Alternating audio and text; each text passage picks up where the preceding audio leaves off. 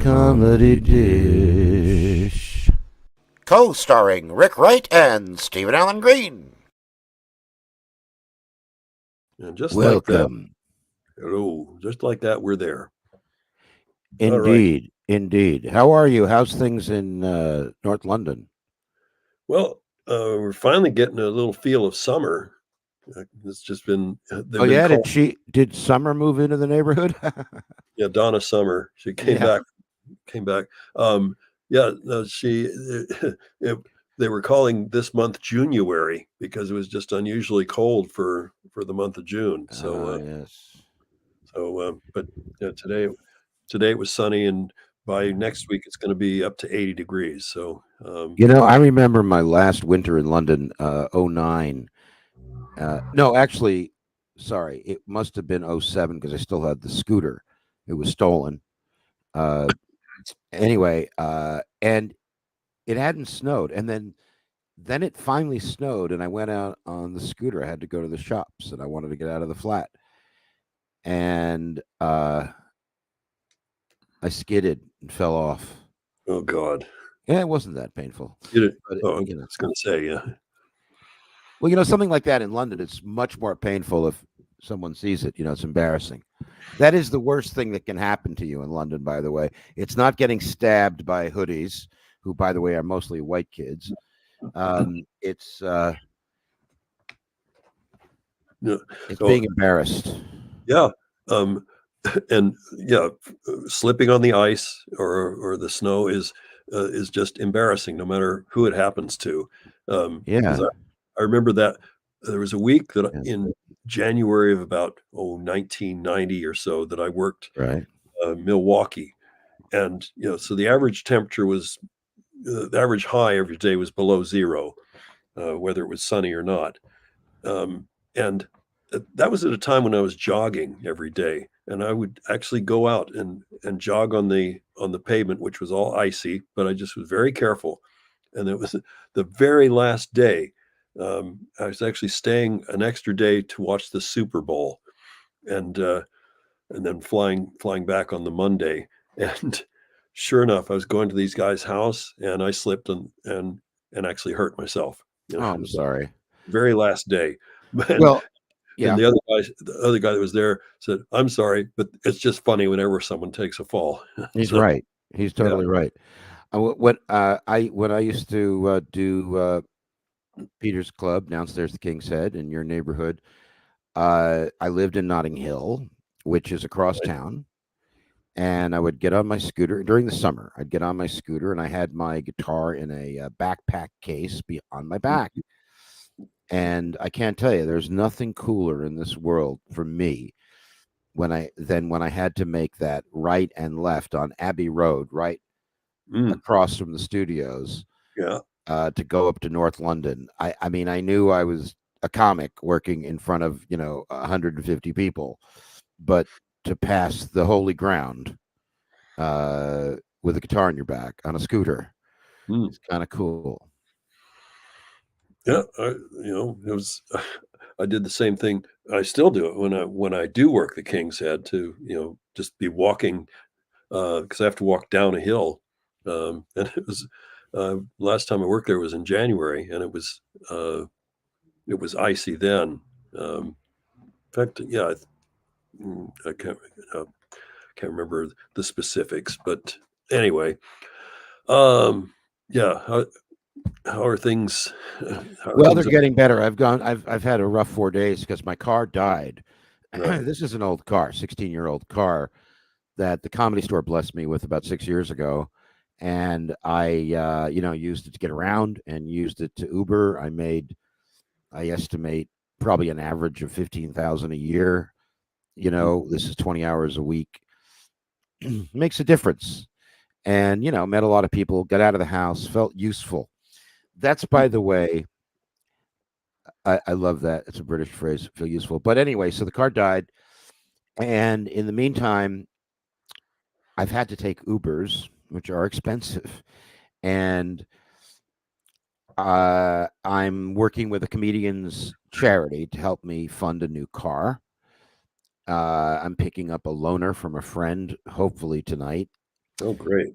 Yeah, I mean, I'm up in the hills, not in the foothills in Beechwood, and although I walked about 3 or 4 blocks yesterday from my drop off and then my to a store, and it wasn't that painful. I only had to stop once, but it's hard with my knee, and I need knee surgery, and that's been delayed a couple of times because of insurance changes, but also because something funny happened at the previous or current knee surgeon that I didn't quite like, but made me not trust them, and also they put an incredible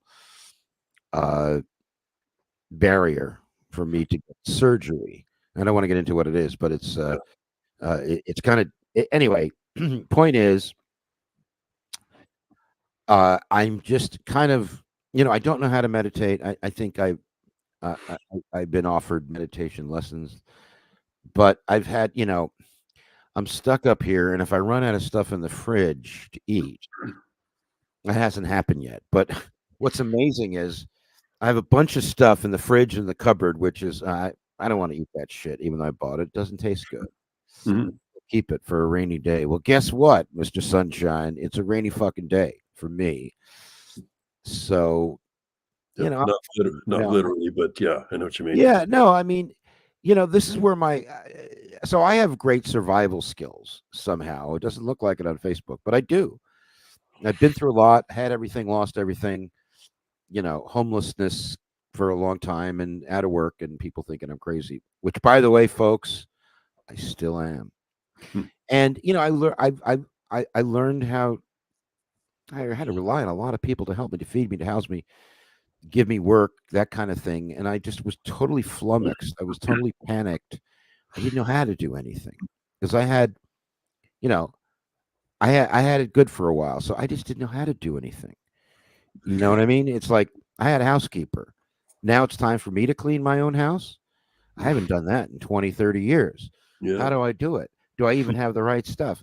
But that's not that important because that's easy to figure out. But it's other things. And you realize, fuck. I mean, I think also, and let me ask you this, and then we'll ask Lou when he comes on.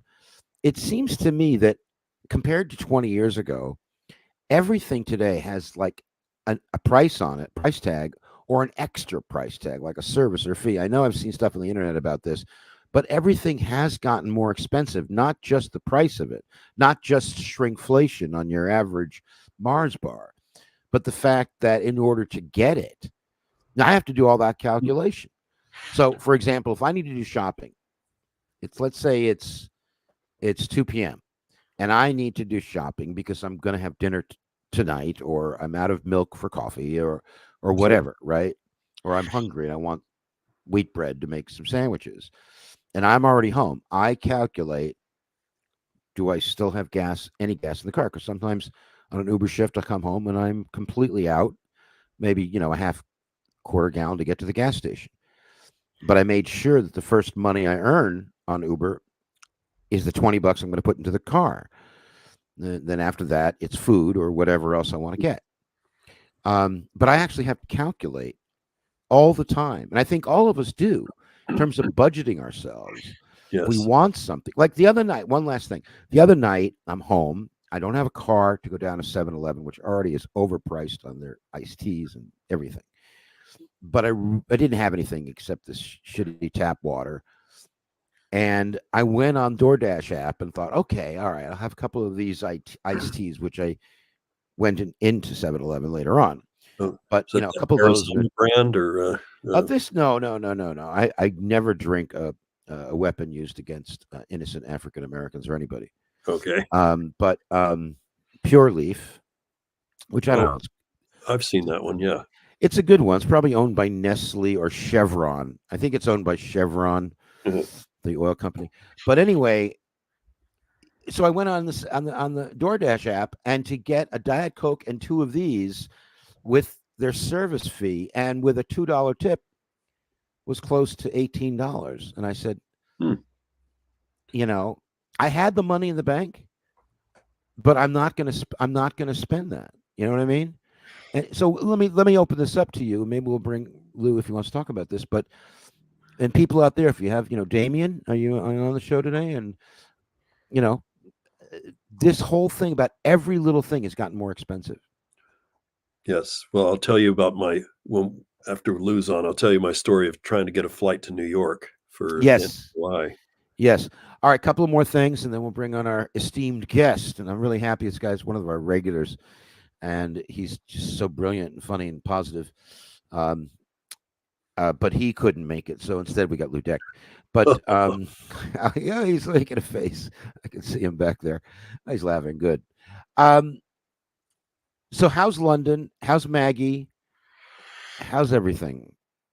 Yeah, things are okay. There's been well, tomorrow I have to go to the dentist to get a filling, but that's the worst stuff. But the good news about that is it costs £73, and I can just imagine that to do it at a dentist in LA be $300 or $400. Oh, twice that. Yeah. Twice that these days. I remember in 1987 I had to get root canal, and that was $500, but that's 37, they would be 2,000, 3,000 now. And it's this whole thing that it's a vicious circle. So prices go up because, so let's go back to the pandemic. So supply chain issues sent prices up, but then there was corporate gouging saying, if we have to raise it up, the prices up 15% to cover costs, transportation costs, then we're going to tack on another 20% because no one will know. And every business that relies on a supply, they have to raise their prices, but then they raise their prices too much because they're trying to afford the other items that are in their personal life or in their business that need for the business. And so it just becomes one of these, yes, and and I want to say domino effect. I don't know if that's the right phrase, but what effect was it, Brian? Domino effect. They're upwards dominoes, but so it's expensive. And I was seeing a video on TikTok about the price of a pint in London, in England. When I left, I remember it was £2.80. That was in 2009. £2.80. It's basically £8-9, which is like what, $15? Not quite that bad. The pound is trading at $1.18 right now. And actually it depends on where, because when I go to the Shaftesbury where I do the quiz, they give me the employee discount, so I can still get a pint for £5, but that's highly unusual. But the thing is that Brits and me too. I never drank as much as a Brit who drinks, but I drank 3-4 when I'd go do comedy gigs. Generally speaking, on a Saturday night, like I'd arrive at the East Dulwich Tavern. Okay, it's my second favorite club, although competing with number one with the King's Head. And great club where Eddie Izzard started, and it's just so great. That club was so easy and so much fun, and it was still smart. It was really smart room. And so I would arrive, let's say if the show started at 9, I'd arrive by 8:15. I would have a pint, and then I'd have a second pint because I want to relax and get a slight buzz on before I go on stage. And then I'd bring a third pint on stage, and then afterwards, when I do well, which I mean I would, with maybe one or two exceptions, always do well. If you felt in a celebratory mood. Yeah, but it wasn't me. I'm saying audience members would buy me pints. So I would drink, of course, 5 or 6 pints of imperial pints, which are bigger than the American pint. Yeah, 22 ounces as opposed to 16. Yes. Yeah, so I'd be drinking 120 ounces worth of Guinness. And how much would that cost today? I think Guinness is about 7 to 8 pounds for a pint. You'd spend one night when I was DJing, Maggie was there the whole night, back in March, and she spent about £50 there just because she bought drinks for other people too. It's crazy. Well, listen, oh God, look at the time. Yes, Let's bring on our lovely, incredible guest. Comedian Lue Deck has played, get this, folks, 500 cities, 23 countries, 2.5 planets. Performed in, this is his writing, performed in 2 countries at the same time. I've heard this story. It's a good one. Also 4 states at the same time. Good story as well. He originated the Comedy Channel, the comic in red shoes, America's Funniest People, author, columnist, part-time cruise ship escort. Really? Peabody Award nominee, one of Mitzi's boys, Comedy Store 15th Reunion Yearbook editor, 1988. Coach comics for Johnny Carson, a Navy veteran, and he, as he always says, Semper Funny, and much, much more. Please welcome my good friend, our good friend, comedy's good friend, Lue Deck. Wow. Yeah, what a send up. Yeah. I know. Wow. I know. How about that? I was an MC. Find the writer and give him a beer, a pint. How big is a pint compared to a can of beer? Well, it depends what size can, but I mean, it's 22 ounces. Cans are 12 ounces. So, yeah, it's almost 2 cans worth. It's funny because you run into stuff, nature or nurture. Nature for me, I'm a big guy, but nurture, both my parents drank heavily. And I was a heavy drinker in high school. So by the time I got to Hollywood and real nightclub business, I pretty much don't drink much. And then you get free drink tickets when you perform. Yes. Mitzi would pay us to become alcoholics. And when come over and he says, we'll put you and Heck on first for your drink tickets. So I got a reputation for not imbibing alcohol. And that always worked for me. Well, that's interesting because I got a reputation. I was friends with Kinnison and that crew. And one of the, as you know, I think you were. And then one of the things that put them off me was, and this wasn't just them, it was other comics well before Sam ever hit town, was there'd be, lines of Coke celebration. And when a comic, when a comic and, 5 other, really, cool comics, I say cool in the sense of like, the tough guys on the playground when you were a kid, we're going to do Coke. I could not say, no, thank you. I'm okay. I'm good without them turning on you either immediately or later on as being a narc because Coke makes you paranoid or enhances your paranoia. So the pressure to do drugs at the store was at that time was enormous. I don't know. I'm reminded of a drug story, not from the Comedy Store, but actually from Houston, Texas, where these people invited. This is one of my first road trips, about 1986, and I was doing a week at Spellbinders, which is a big great time club. Great club. And so these people, I was working with Steve Bluestein. So these people had me, invited me to their house, and the guy's driving me to his place, and he's got an open can of beer in the car. And the law back then, in Texas, you could drive with an open container of alcohol as long as you had your seatbelt on. So, so he drives me back. We get back to their place, and they're doling out lines of Coke, and I'm getting ready to do a line, and I cough, and I immediately flashed on the scene in Annie Hall when Woody Allen sneezes. The same thing, and so I made quite an impression on them. Although they did say in Texas drawl, "I like your act, but how come you do so much?" And they use the N-word, music. Oh Jesus! Welcome to Texas. Yeah, and just matter of factly. Yeah. That's the end of that story. Okay. How you been, Lou? Go on, Lou. I'm sorry.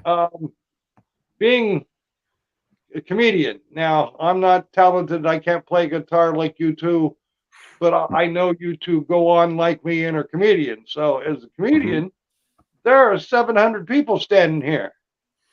I realized early in the game, say 2 years into the Comedy Store, if I gave my drink tickets away, Steve, on the other side I had a steadfast reputation for refusing Coke, and it drew the heavy Coke users to me, so I would hold their bottle and their friends couldn't bag off.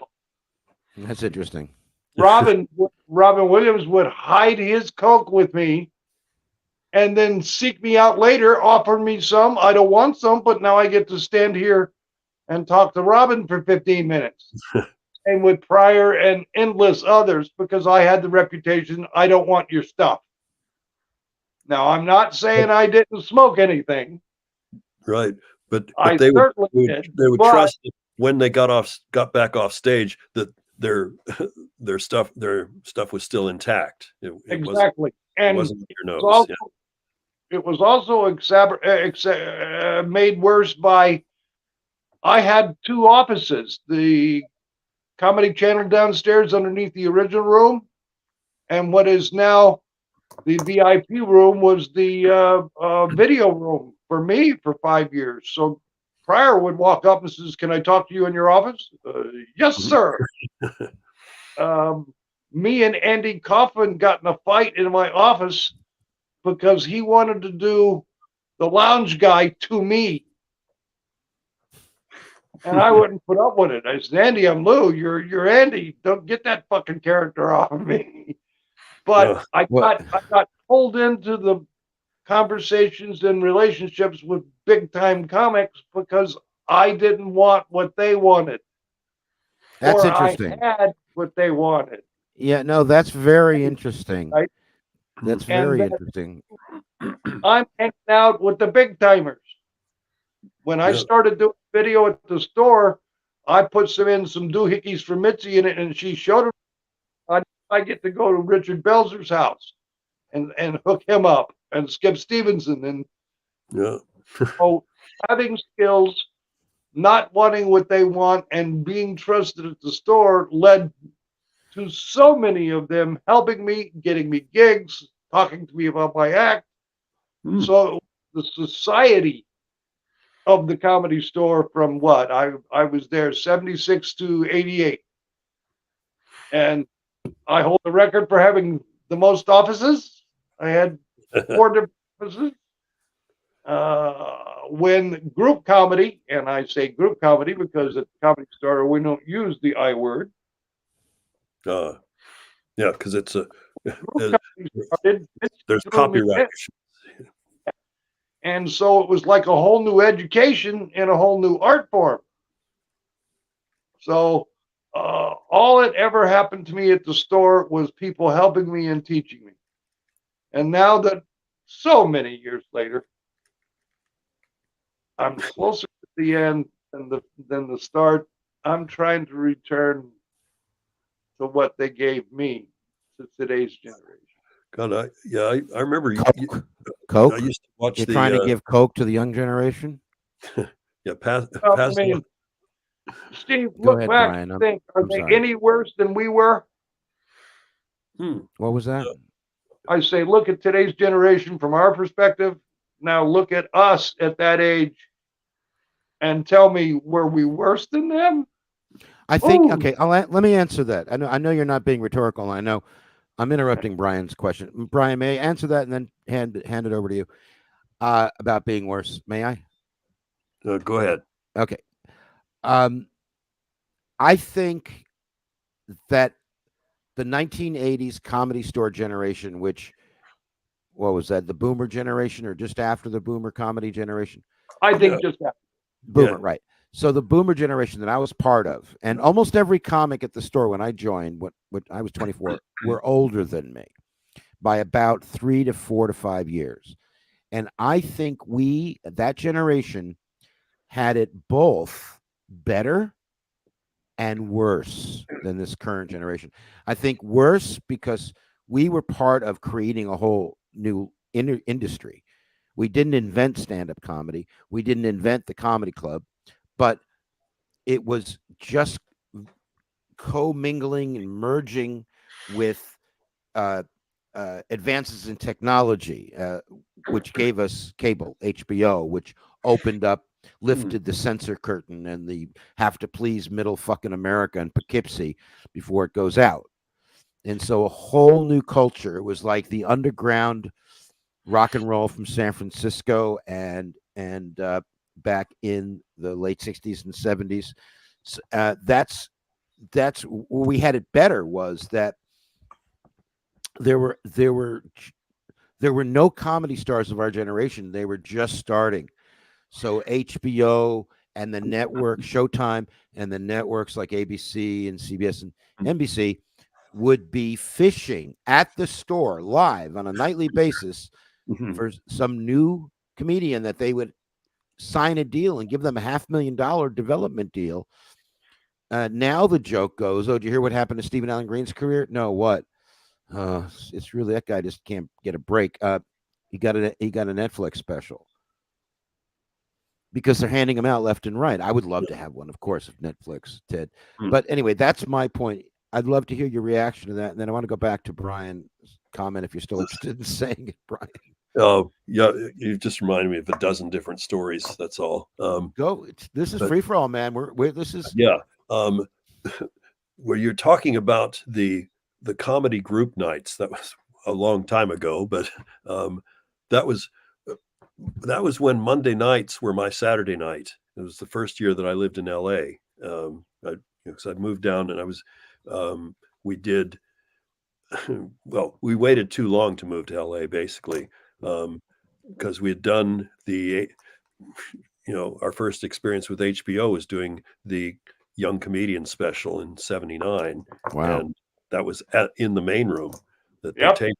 We were with Mike Binder and Mike Davis, the comedy juggler, and Robert Wool.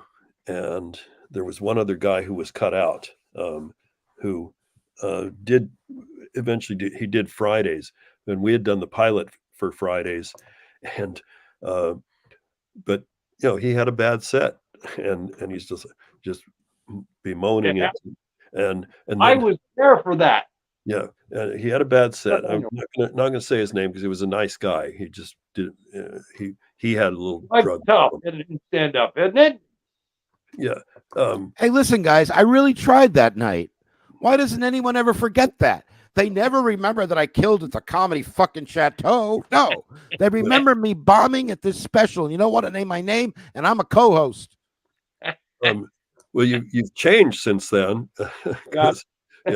By the way, how many guitar playing comics did you have to compete with, Brian? I mean, aside from me, I was kind of half guitar at the time. Well, say Denny Johnson. Denny Johnson and Tim Wilson. I think Jazz Kaner. Yeah. Tom Wilson. Jazz Kaner was hired about the same time I was, maybe a few months later. But you were the only electric guitar guy, right? I think so. Saget. Acoustic. Yeah. But yes.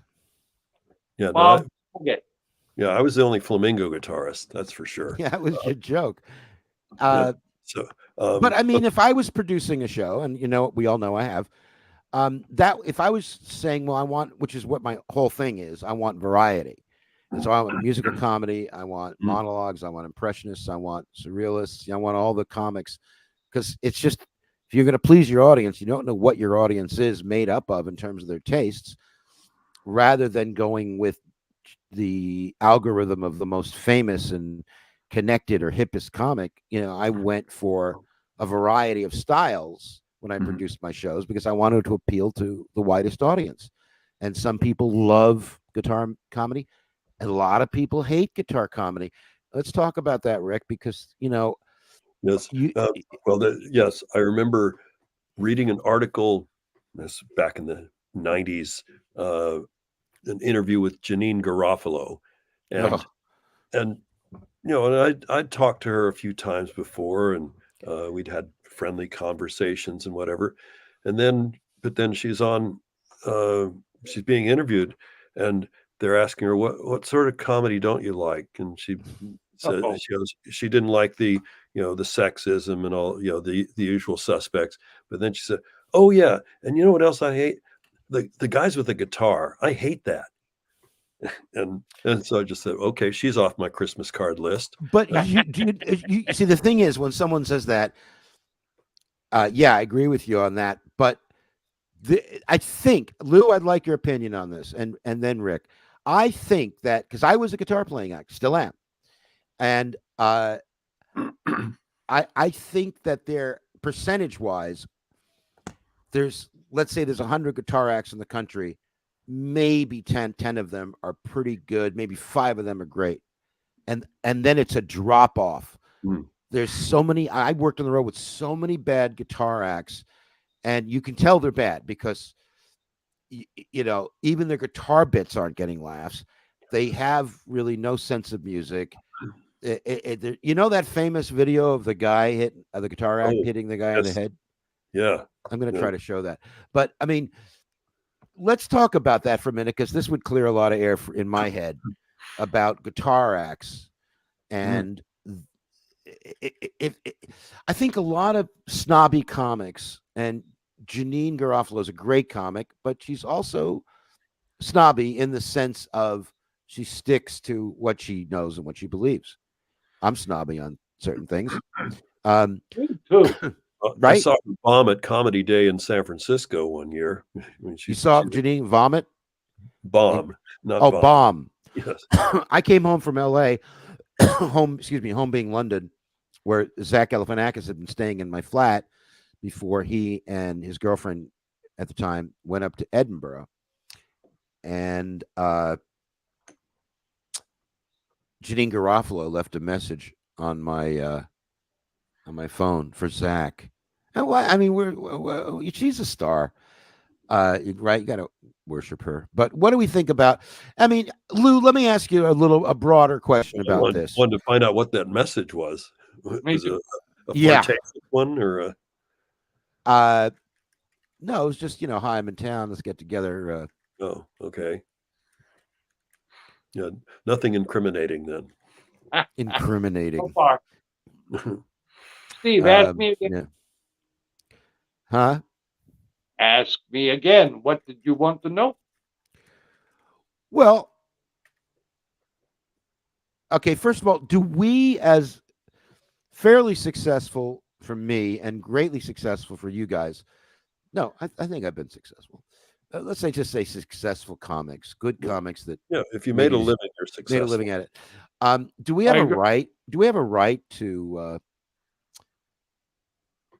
get snobby about other comics that we don't think are good enough? And it's not done out of picking on someone or trying to make ourselves feel better. It's done because we care about the environment and the ecosystem of the comics that we have to work with. Because if there's that shitty comic on the circuit, oh no, he's opening for me, he's going to deaden the crowd and make my job like grave digging. You know what I'm saying? Do we have a right to discuss amongst ourselves, not publicly, but within the business, do we have a right to criticize other comics because they're not very good in our eyes? Okay, I'd love to weigh in on that. As pros, when I say pros, have you been living off your comedy money for longer than a couple of years? You're a pro. Those of us that have been living for 50 years off of our comedy earnings are older pros. But as pros, you run across so many up-and-comers, like when we were up-and-comers, that to spend your time correcting them, chastising them, or anything short of trying to help is just... No, I don't mean to their faces. I mean, no, I don't mean, I do not in any way, let me clear this up. I do not in any way mean to address it to them unless you can help them. And I do that a lot at comics with the guitars or not. I see a young comic and I'm going, I'm not, I went to one of a showcase that my agent put on at the Improv, and there was a comedian, huh? The I word. The I word. Hey, listen. Yeah. If it wasn't for the Improv, there'd be no Comedy Store.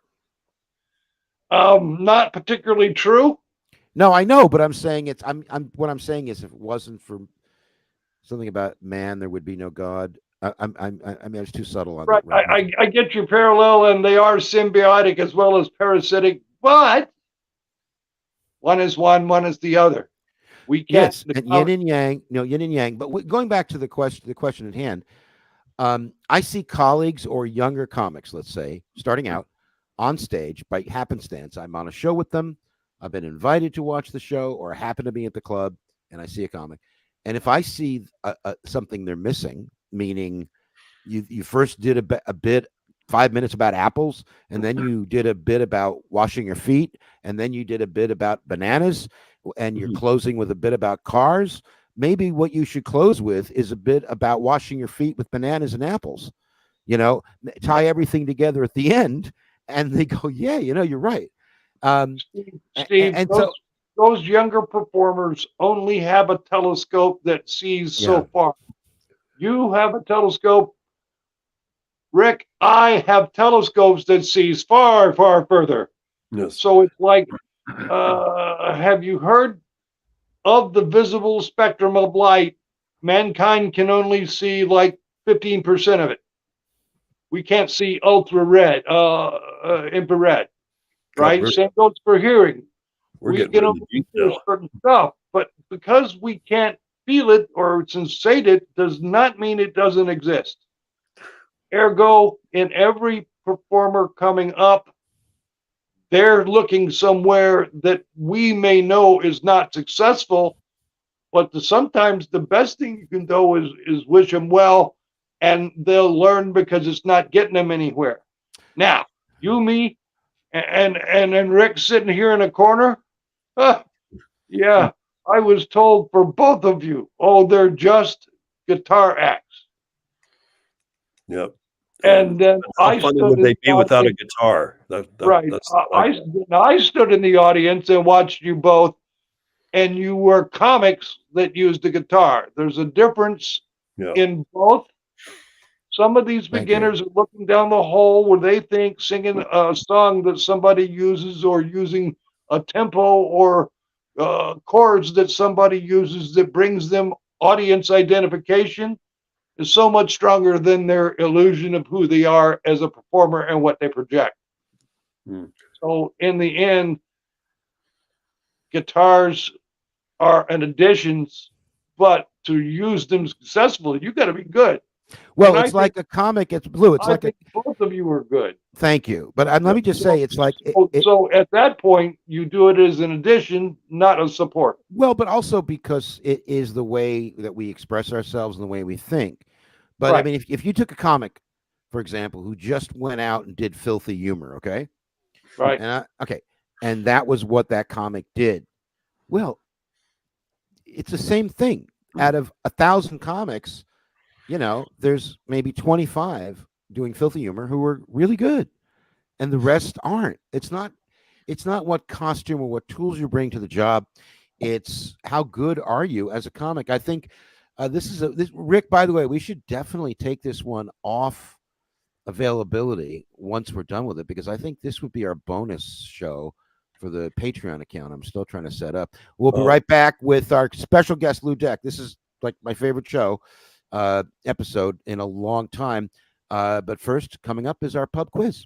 Pub quiz, pub quiz, pub quiz, pub quiz, pub quiz, pub quiz, pub quiz, pub. All right, we're here at the pub quiz. Brian, what pub in London are we doing this from today? It's Boogaloo on Archway Road. I think it's Archway Road. But yeah, it's a multifaceted club. It even has its own radio station. But yeah, it's just called Boogaloo. And it's called Boogaloo. Let me get to the website. I've just found it on TripAdvisor, fan page on Facebook, Yelp. Oh, they don't have their own fucking. Oh, wait a minute. The Boogaloo, the sweetest little juke joint in the world. That's the one. Archway Road. This is it. Okay. Yep. All right. I'll be sharing this so we can see what pub, fictional pub, a real pub we're doing this fictional show from. Yeah, I think they do a quiz on Wednesday night. I think that's their. There it is. Right. The Boogaloo. Oh yeah, Yeah. look at that. So they got music. They got. Let's look at their what's on. That's how they say it in England, by the way. Lue Deck, what's on. Yeah, So quiz night is Tuesdays. Cash prizes. Thursdays, Big Nose Comedy Club. Fridays, bottomless brunch. And I went to the bottomless brunch and I got kicked out. What is that? I had no pants. Boogaloo gospel brunch. But anyway, from the Boogaloo, 3 questions, 3 rounds. First round, it's Mr. Deck versus Mr. Green. Brian's quizmaster. Let's begin. Okay. Simple one. In what U.S. city was the sitcom Cheers set? Boston. Boston. Lue Deck was in first with the I was answer. going to say Chicago, and I was holding back. You know why? Because so many of the performers, some of them who I know, like George Wendt, are from Chicago. That threw me. Of course. Yeah. Oh, and yes, especially. Well, I'll have a baseball story. I did meet Willie Mays once. Oh, we got to talk about that later. But second question, Brian leads 1. Okay. Second one. Okay. What country? Oh, Olympics. What country usually comes first in the parade of athletes in the opening ceremonies of Summer Olympics? Singapore. Australia. No. A hint is they don't do it alphabetically. That's funny because they do, but there's one. Greece. Greece is the right answer because it's done chronologically, historically, right? Yeah, well, it's from Greece. Because Greece was the first country to have it. That they honor it that way, and then they start with like Albania or whatever. So, by the way, you know what the first country in the world was to have Greece? Egypt. Because of all the oil. Oh, okay. Saudi Arabia would have been the answer. Okay, next question. So it's still 1-0. Okay. Okay. This one's tougher. Gaming. What is the name of the fabric used to cover snooker and card tables? Felt. It's not felt, actually. It's got a more obscure name, but it's that green material that is on card tables and crap tables. And I'd never heard of it, actually. It's called crap baize. tables. I've been using the toilet. It's called what?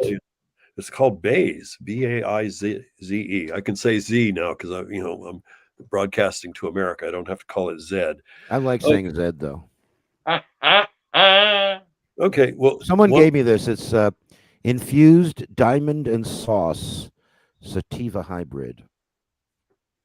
You guys want some? Anyway, carry on. Okay. This current news. What day does Steve Bannon go to prison? Christmas. So what's the exact date? Friday the 13th.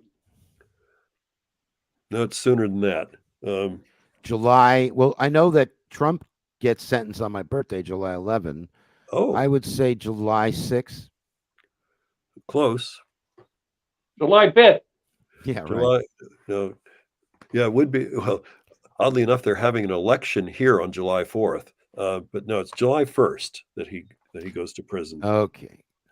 So, all right. Give us some exciting questions, Brian. Come on, I say this to you every week. You get into these things that now. Let me ask you: in the real pub, people, I bet you that kind of question would create a little bit more excitement because people would be talking to each other, right? Yeah, I actually asked that one differently there because I wasn't sure that they knew who Steve Bannon was. So, how did you describe Steve Bannon to them? So, well, I described him as. The question originally read, what's the name of the former White House chief of staff under Trump and conspiracy theorist who looks like he hasn't bathed in a month and he's scheduled to start a prison term on July 1st? So, and about half the team's got it. How come when I first started hearing Steve Bannon's name, I kept thinking of the Incredible Hulk? Yeah, because it's Bruce Banner, I think was the Hulk's name. All right, so give us a really offbeat question. All right, rich people. Who is the Frenchman that flits back and forth as the world's richest person? He owns Louis Vuitton and Moet and Hennessy. I remember this in the news, but can you give us a clue about how his name sounds? Like His initials are BA. VA. B is in Brian. I know. Lou, do you have a Lou? Lou, looks like you're wearing a strawberry cake hat. Yeah, just the way you're positioned. Yeah, it looks like you've got a tart on top of your head. There's a tart. There's a tart on your head, mate. A tart. Yeah. You've got a fucking. Can you look at the screen? You look like you have a tart in your fucking head, don't you, mate? Ow! A poop idiot. Oh, Damien got it. Well, he's close. His name is Bernard Arnault. Yeah, I think Damien gets the point. Okay. Give it to him. I've never even heard of the guy. Yeah, but he keeps going back and forth with Elon Musk or Jeff Bezos as to the richest person in the world. And sometimes he's the one. Why does it matter to them? Oh, it definitely matters to those individuals. You know, But why? Because when they're calling up Hertz for a rent-a-car, they go, "Don't you know who I am? I'm the most richest." Or they, call up, go to McDonald's and I would like a double cheeseburger, please, because I am the richest person in the world. Well, like when why does it matter? When Justin Timberlake was busted yesterday, the cops didn't know who he was, so they just said they gave him bail and requires him to be there at a certain date, but he can't, so they're going to do it by video. Well, Mr. Timberlake, where are you? Poland. Yeah, I'm on stage. Yeah. And Britney Spears is going to join him in the video, is dancing around in the background and noise, just noise. Yeah. Are questions done? Yes, I think for this. What's the score? What's the score? It's 2-0, as they say here. All right, 2-0. 2-0 Lou. We give Damon one. Yeah, that's right. It's 2-1. It's 1-1. Or it's 2-1. Damon had a comment earlier. Lou got two, and Damon got. Yeah, Damien came closer than anybody else, so we give him the point. By the way, I found this here. We were talking about this earlier. Yeah. Like Oklahoma's okay. You know this? So it might not be Nirvana, man, but by God, it's okay. So if you're in Oklahoma, so get Oklahomanian. I guess if you were gay, you'd be in Oklahoma, kind of like this guy. But you don't. No, really, don't mess with me, because I don't come down to the bus station and slap the dick out of your mouth when you're working, do I? Good standard.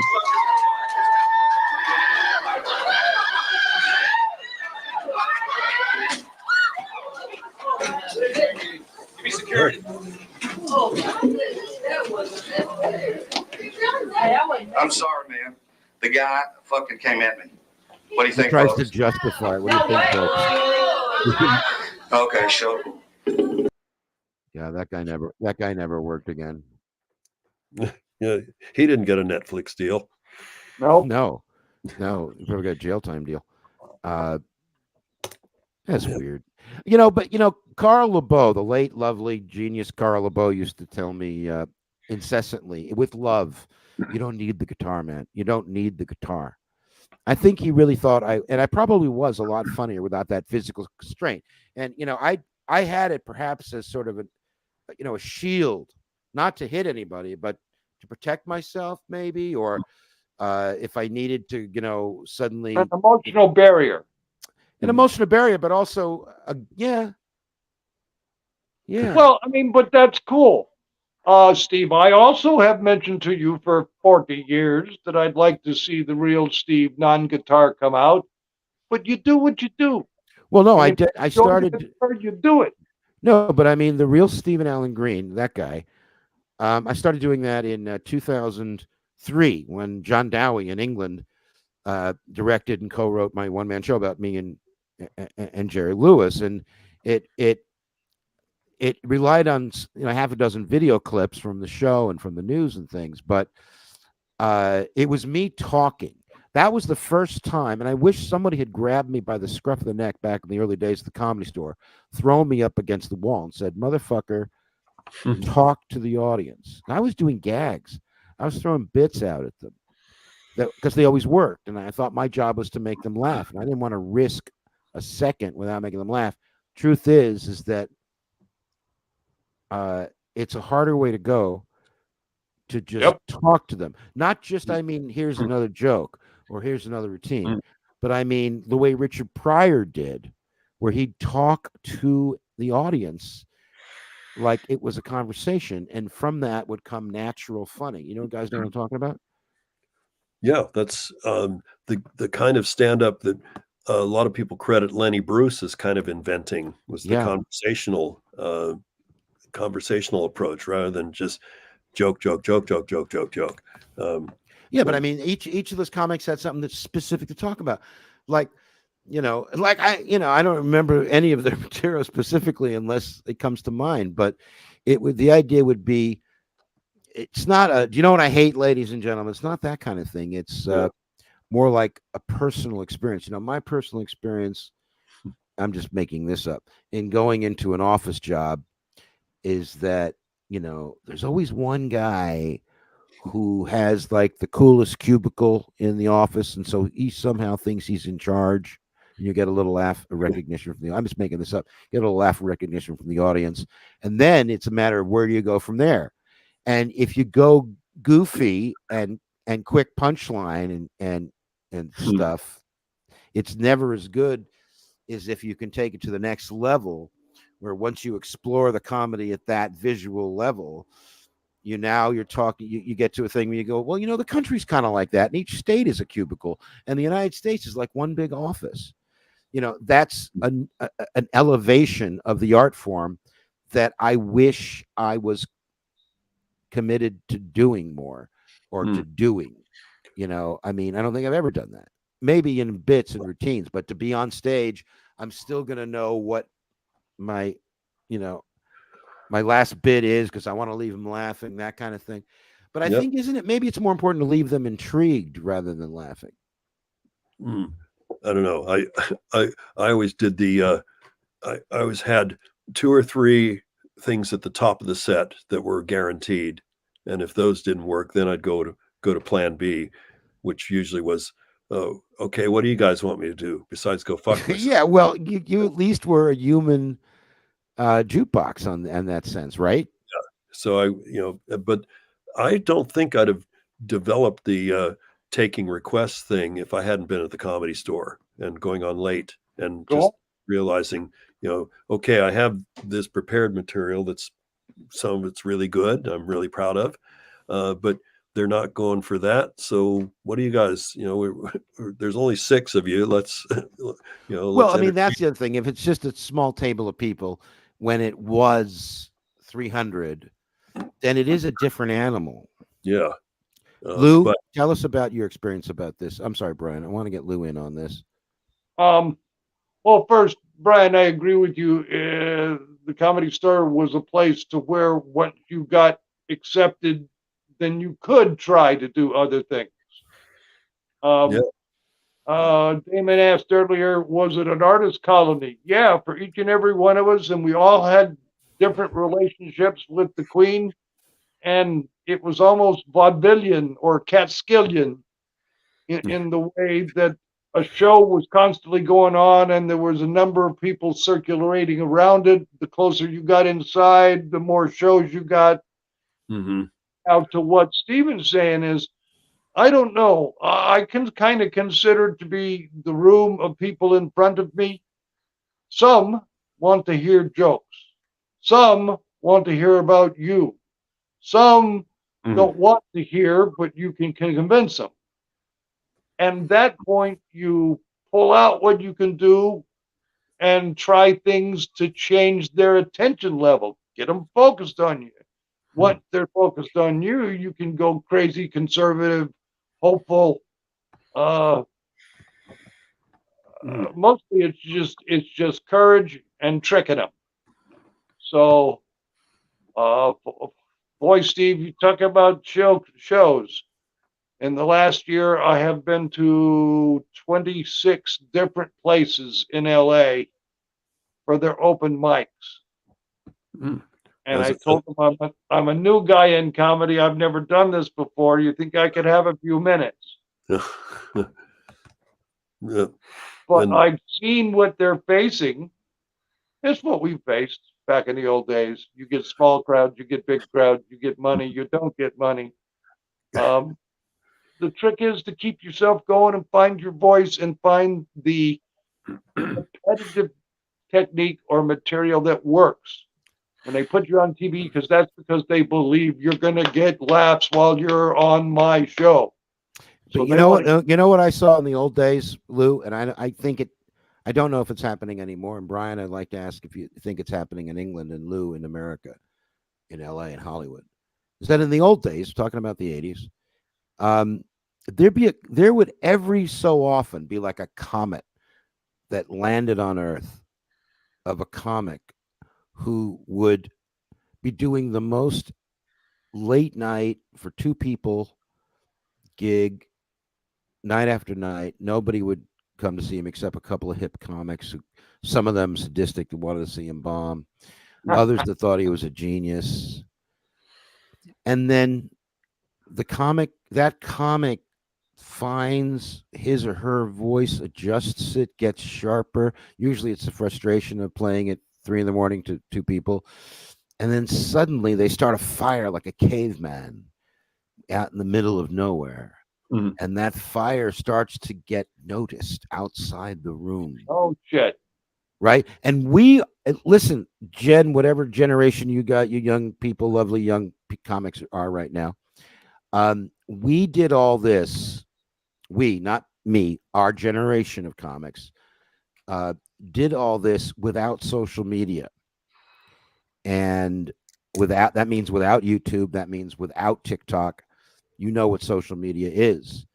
And I believe, and don't forget, like you, Lou, I think you answer the phones at the store. I answered the phones for about 3 to 6 months. I forget. I needed work at Mitzi. I was living in the house, and Mitzi was asking me, Stephen Allen Green, get Stephen Allen Green. Who quit? Get Stephen Allen Green. And I'd come sliding down my fireman's pole right into the office. I'm here, Mitzi. What do you need? And so people would call up and, Comedy Store, how can I help you? Yeah, and we saw a comic 2 nights ago. I think it was in the big room. That's what they call the main room. I think it was in the big room. And we thought he or she was great. Do you remember their name? No, but they talked about throwing a Frisbee in McDonald's. And I go, oh, I know who you're talking about. And then I'd say the name, and they go, is that? And they go, yeah. When are they playing? Well, as a matter of fact, let me go to the list. They're on tonight in the original room at 10:45. Great, we'll come down. So there was that buzz from people seeing somebody and then knowing that they had power in calling up a club and saying, I saw somebody last week. That those were different times. Well, now, the club has to have butts in seats, and that they are going to flow to whichever mechanism that does that the best. Us as performers, when we show up, they did their job, whatever people they can get or hear. It's our job now to please them, whether we sing, dance, or tell jokes. So what the club wants is the reputation of offering good acts so they can sell their cover charge and drinks. But the Comedy Store sold something else, Lou. The Comedy Store sold a guaranteed surprise. That was never advertised. That was a talking point. A reputation. Yeah. And it was fed to. I mean, she set up surprises, and then it just happened where it took 3 phone calls to have it happen. But again, the Comedy Store is bigger than the norm, and I'm not always talking about the store. I'm talking sometimes, comedy clubs function on take sales and sales. If you can't get enough covers, you close. So what you offer is something that pleases the audience right away. I may not want to add controversial acts because when I'm trying to please this audience, it's not the same level of showbiz everywhere. Yes, it was when I first started working in England. I was amazed that comics could freely use the word cunt on stage and not be fired. Whereas in America, I mean, I was like, when I started working, it's about 10 years ago, when I started working for, when Harry Basil was booking the room at the Tropicana in Vegas. And he said, well, I know comics use the word cunt a lot. If you use that on stage here, you get fired. But it means something different in England. In England, here it doesn't go to gender over there. It has nothing to do with gender or female genitalia, or worse, in my opinion. This whole it's the word the word cunt in America has been replaced by Karen. Okay, and the sense that there's a real fine line between an activist person who happens to be a woman and a crazy activist person who happens to be called Karen. A biatch, right? But in England, cunt applies to men mostly. I've never heard anyone call a woman a cunt in England. It applies to men because it means he's an asshole. And we've had this discussion. So cunt in England means asshole. Fanny means cunt. Yeah. No, but it means vagina. But fanny means cunt in America, but even not, it just means, it's a more friendly word. It means vagina. Yeah, in America, fanny is the word for the bottom. And in America, fanny's the word for the bottom. Yeah. So when I got to England, I was having sex with women, but I didn't know where to put it because of all I needed a translating book. And I'm going, oh, wait a minute. Hang on. Do you mean you want it in your, hang on. All right. Page 27, refer back to page 17. You said you're fanny. Oh, okay. And I want to stop and go back one. Steve, you were talking about doing the phones and somebody would catch fire and draw attention. Yeah. Rick Wright did that. Did he? I first saw Rick Wright in the original room at 1 o'clock or something. Yeah. And I'd seen him many times before, but that was the first late spot. And I went, they're going to eat him up. And he walked out and ate them up. It all depends on which performance skills you bring to the moment.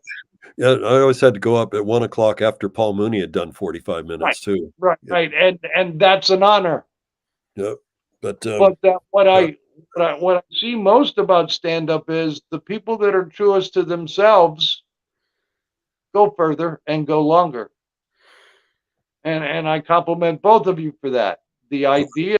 I meant maybe went over 5 minutes and 15 minute spot because I was trying to stop from drowning.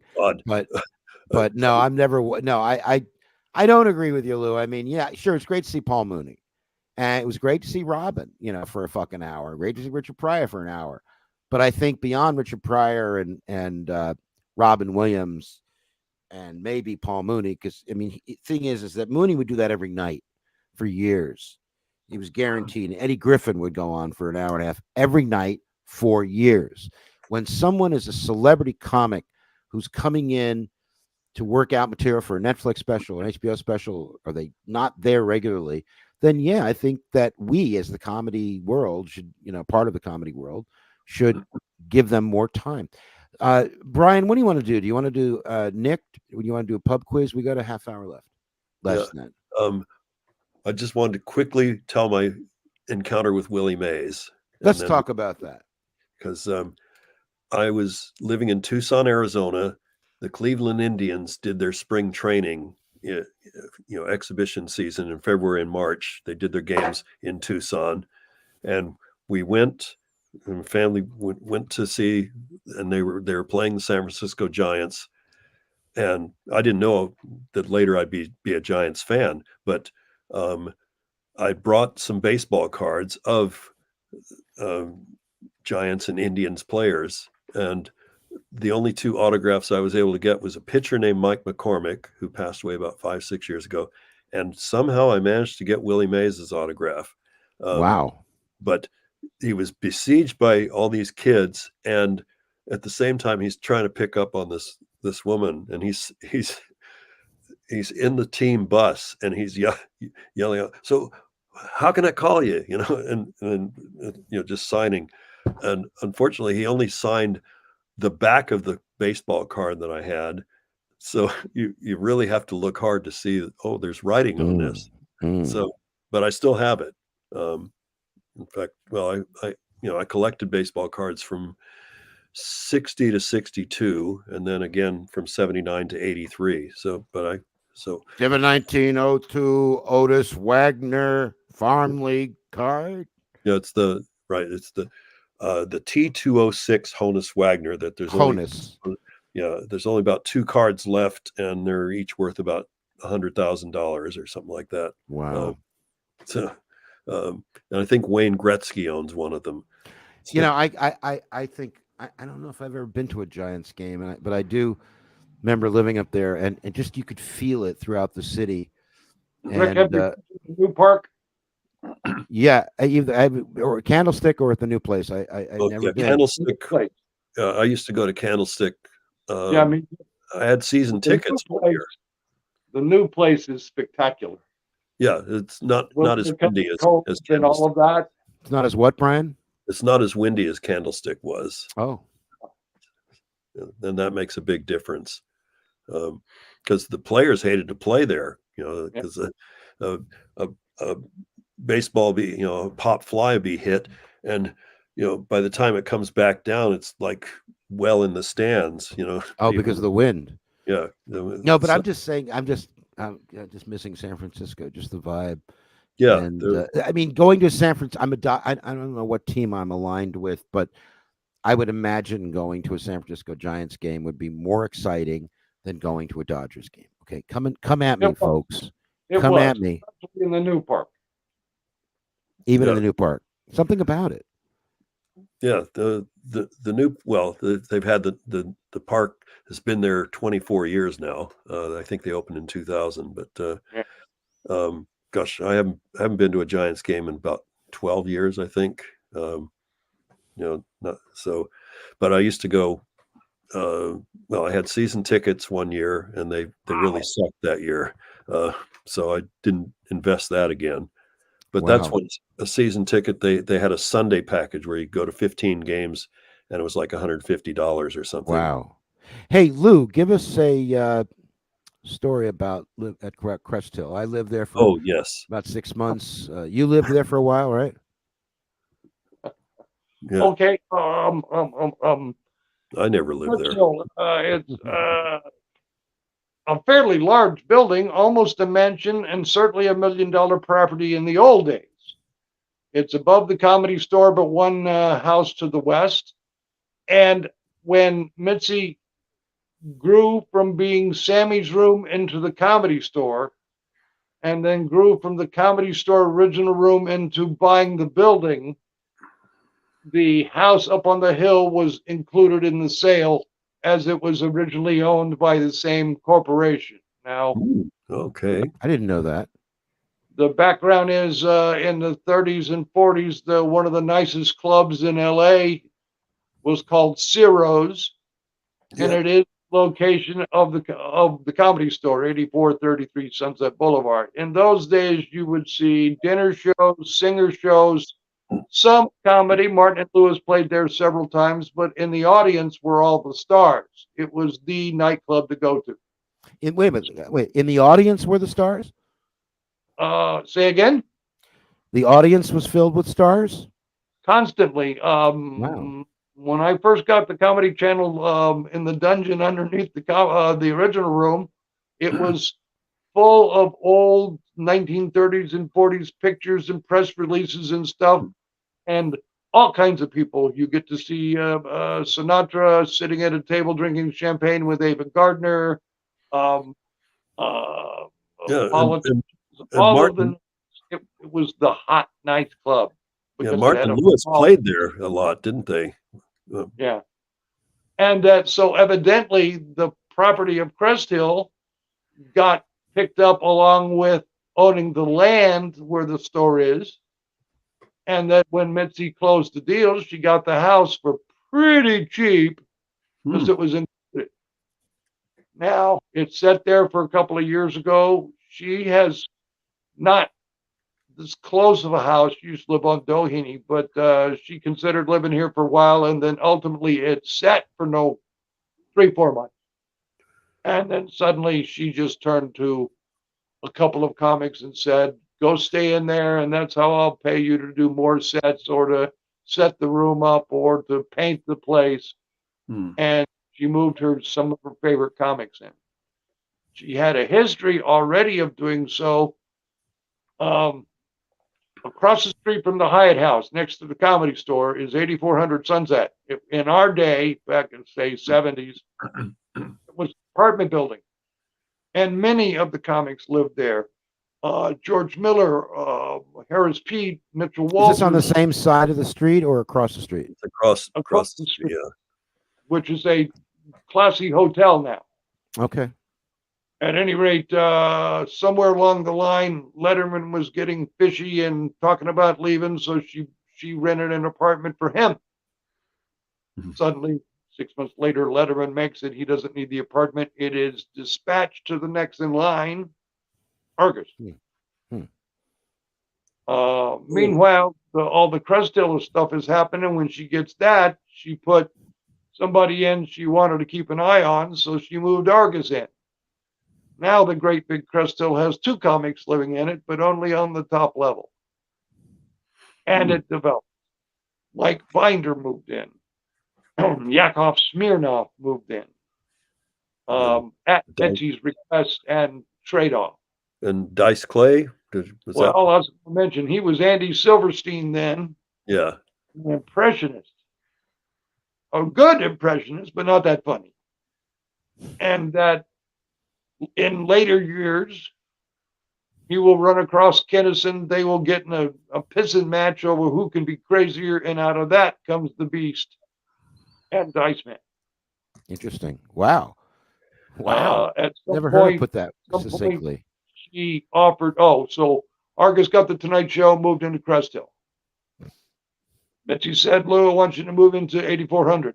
So I got the room, the apartment that was Letterman's, then Argus's.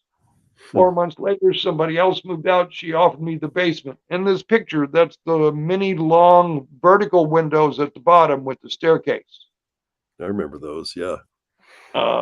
Nice room, but it was not part of the house. It was I used to go out on that balcony a lot.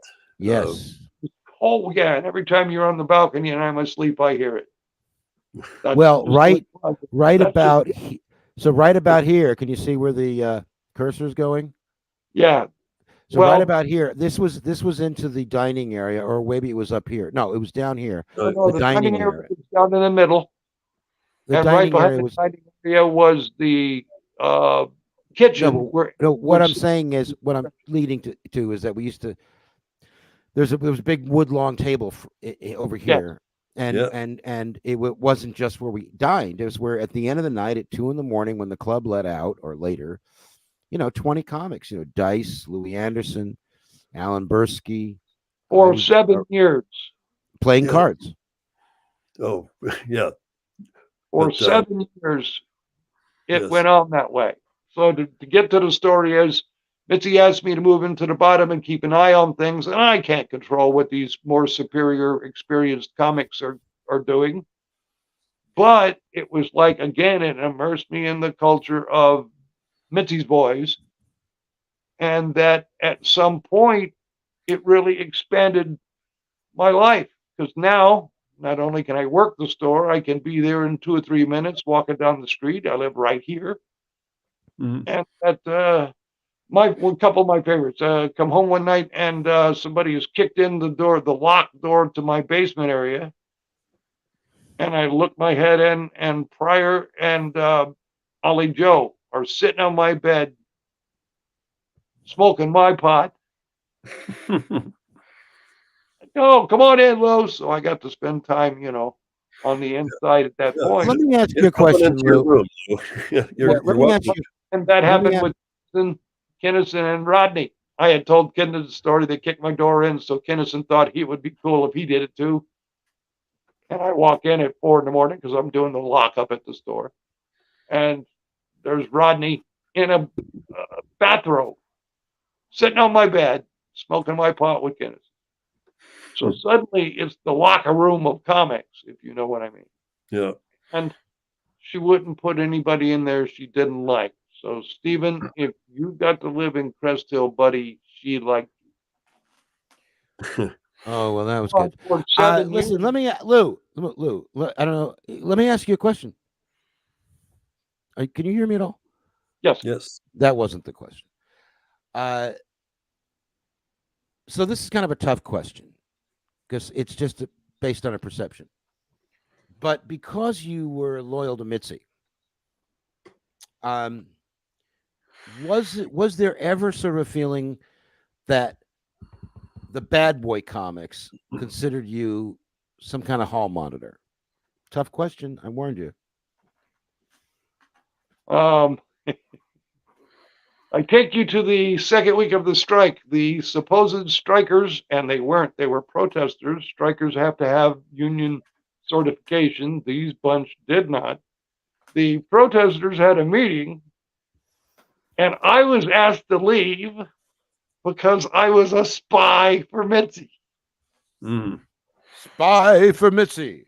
Yes, it's a great chapter in my book. So I was there with Heck, and we protested slightly, but this is the crowd that had been yelling, kill the cunt about Mitzi before us. So we didn't face anything as bad as that.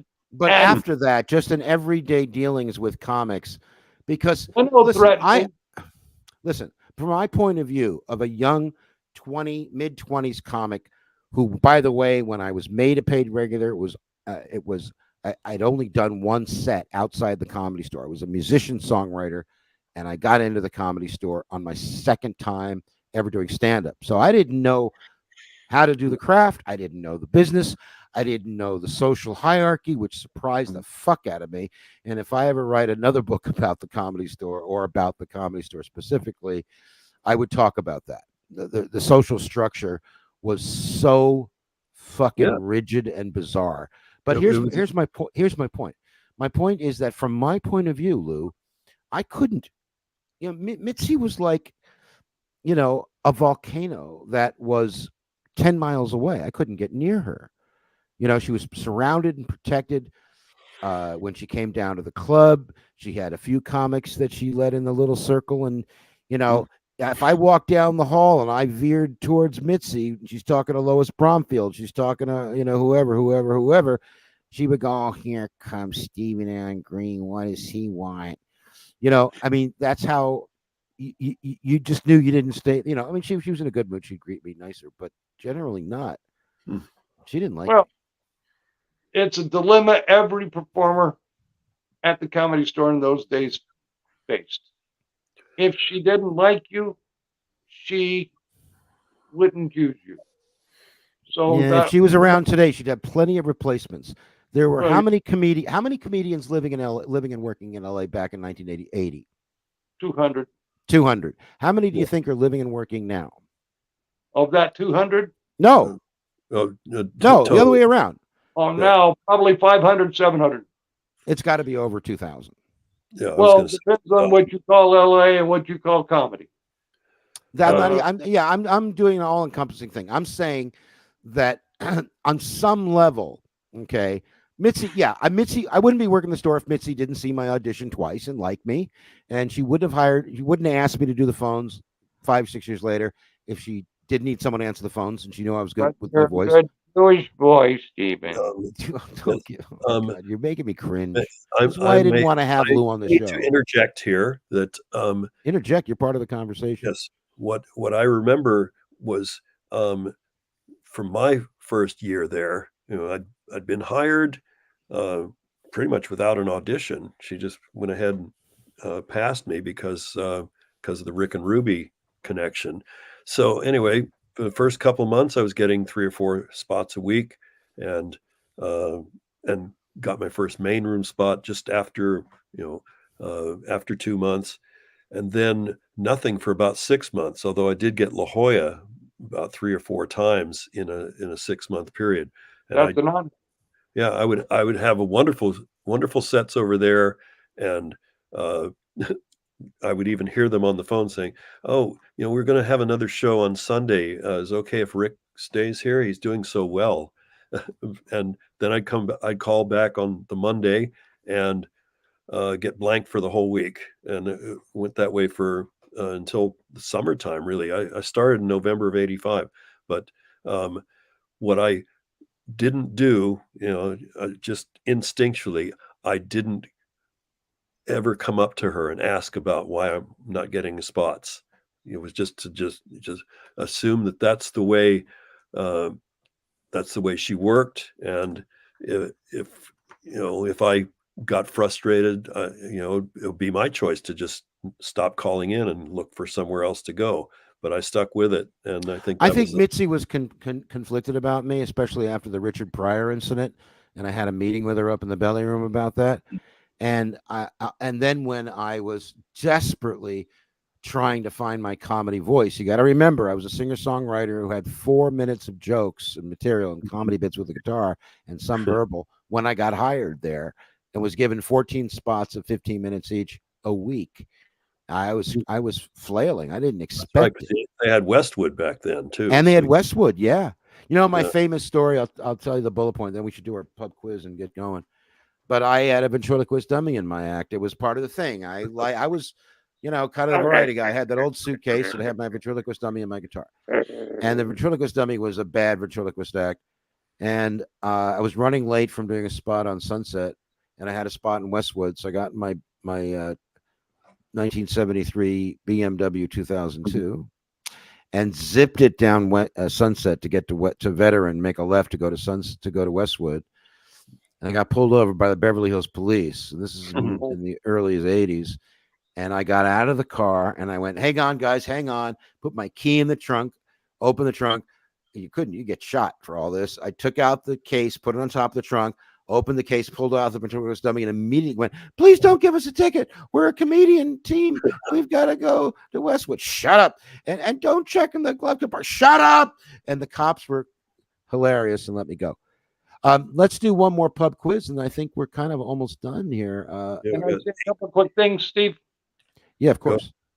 Danny Whitman had me on his podcast, and I just see a comment here. Yeah, hey, Danny Whitman. Yeah, Damon mentioned Mitzi wanted Sunset to be an artist colony, and if you can see where she came from, her father booked a resort somewhere in Wisconsin, and so she got used to seeing acts come in. That's how she met Sammy. She moved to New York. She saw the end of the all vaudeville system crashing down, and then Sammy brought her to Los Angeles. What she wanted was a place where not necessarily she could be queen, because I thought if she thought that early, she wouldn't have done it. But in the end, there has to be a ruler. So she learned to be the queen. And then, Steve, my ultimate question to all about the Comedy Store days then and now was, if you had the opportunity that Mitzi had, or a similar opportunity, if you open a comedy club, be aware who you're hiring and what you foster. So if I allow the open micers to drop mics, they break mics, the pros see it, think they can break mics, you've set a precedent that you'll put up with that. Same goes for language. Same goes for ventriloquists. Now, no offense to anybody, I'm a sinner and I sin, but my original sin is hating ventriloquists. I had to work with them and carry them in my car for a week, and they open the box and make it talk to me driving down the highway. I hate them. I hate them. I hate them. But I don't care how you get your laughs. Come get them. What we learned at the store was, if the only unique thing any stand-up has is themselves. I'm proud of Rick. I'm proud of you, Stephen, and kind of proud of me, because ultimately we learned to market ourselves. And that is the second skill you need after you're funny. So for me, many people tell me so many things. I said it to a group of college students. There's the telling of the joke, then there's the selling of the joke. Yep. And variations. Yeah, and most of I've done so many things that nobody's ever done before. Told you about finding my grandfather's grave on the other side of the world. What can you do except say thank you and keep going? So I'm doing open mics, pretending I'm an amateur, and now they're starting to say, well, the legendary Lue Deck, and I can't fulfill a legend on stage. I can only be me. Danny So, Whitman pipes in. To do media with the two of you who I trust and respect and admire. Thank you. It's an honor for me to be able to speak freely. I haven't really tried to be funny on any of our shows. I've tried to be informative. But that's what Semper Funny is about. This is what comedy's all about, ladies and gentlemen. Yeah. Well, for you. This. Danny Whitman says, hey, Danny, thanks for joining in. The store will always be home to the misfits, to the misfits. That's why I call it home, LOL. Danny, are you a comic? I'm not familiar with Danny.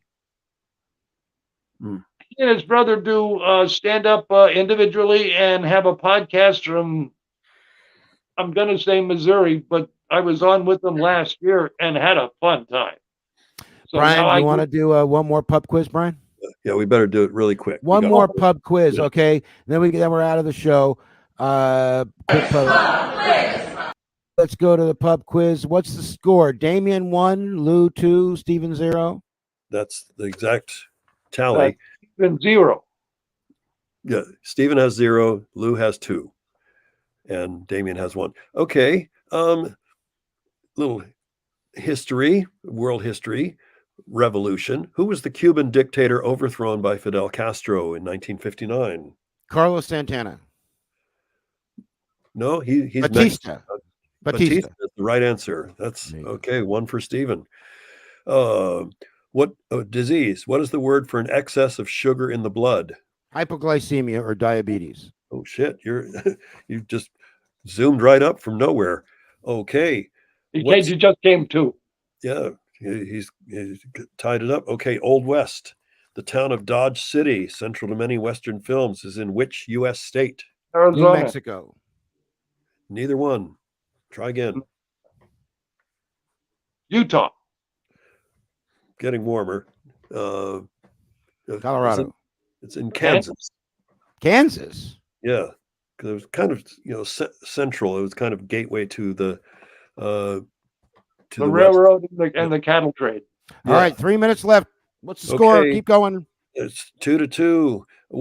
Spirits. What spirit goes into a mint julep? What alcoholic beverage? Gin. Bourbon. What'd you say? Gin. I said vermouth first. Because I thought you said the right answer, which is not vermouth. He said bourbon. He did say bourbon. Okay, yeah. Then point to Lou. There you go. Have you ever tasted them? Wow. Yeah, yeah.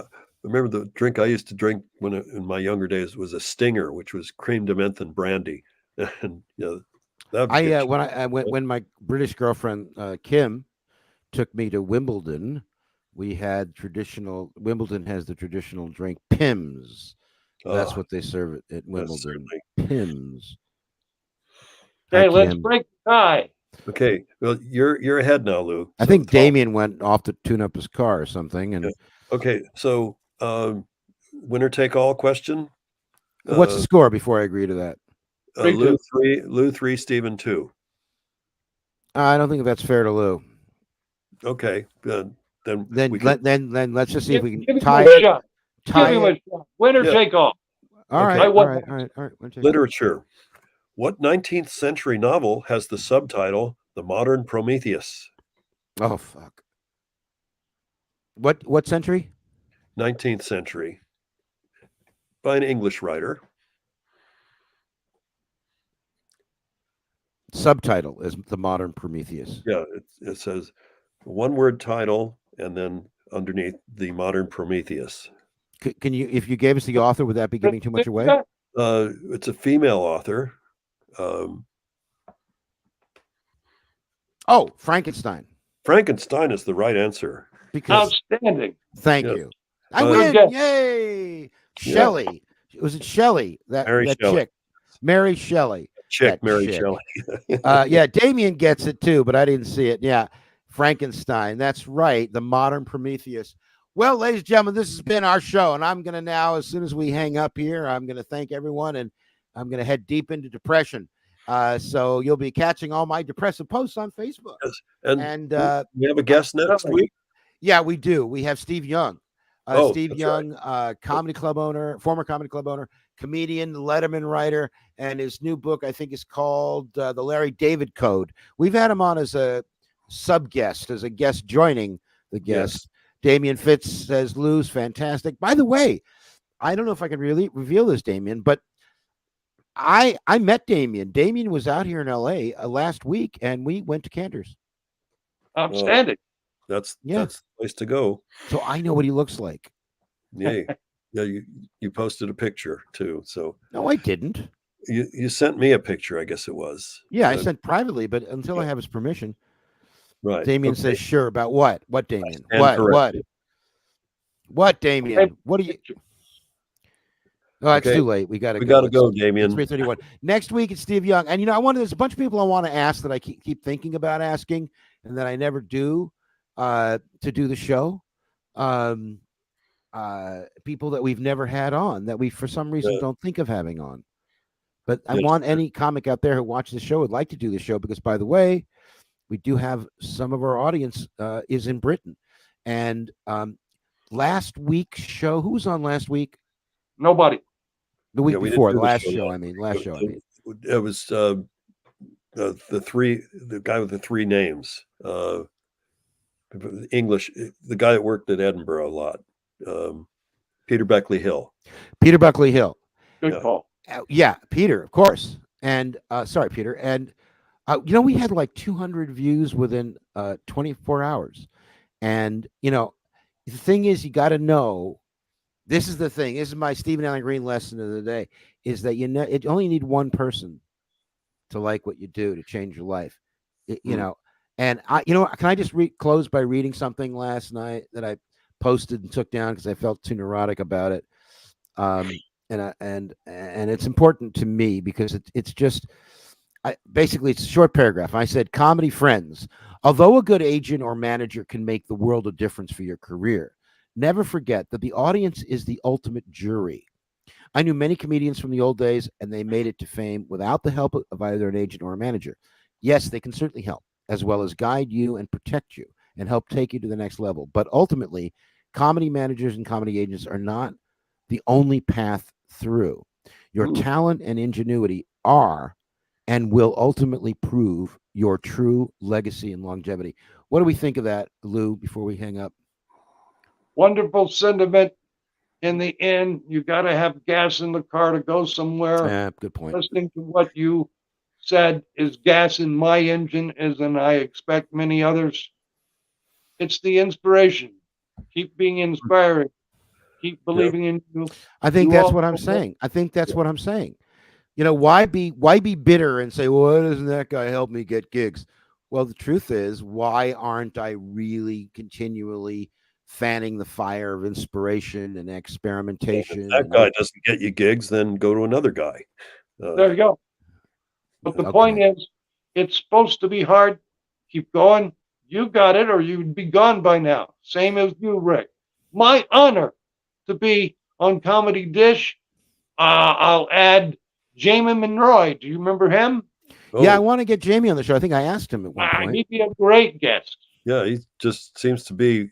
I see pictures of him with everybody. He's everywhere. He's the Forrest Gump.